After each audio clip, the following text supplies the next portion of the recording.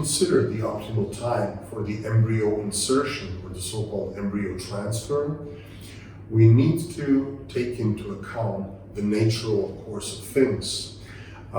In a natural cycle, the ovulation, when the egg is released from the follicle and eventually fertilized within the next 24 hours, that's the time when progesterone is being released by the ruptured follicle and starts a rebuild of the endometrium, the uterine lining, so that the lining would get ready, soft, and so that the blood flow would be sufficiently increased for the exception of the embryo.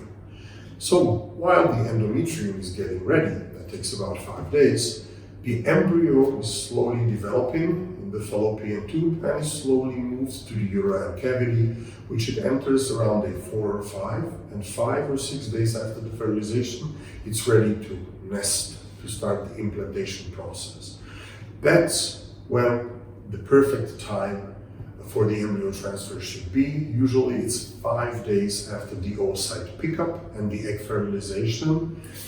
Of course, this perfect time frame, it's called an implantation window, is not limited on hours. It's estimated in 1 to 4 days, but it really depends on what piece of literature you take a look at. And it can be individual, so there are some tests that try to individualize it and actually find the perfect time frame for this individual patient. But usually it's 5 days of progesterone and then the embryo transfer.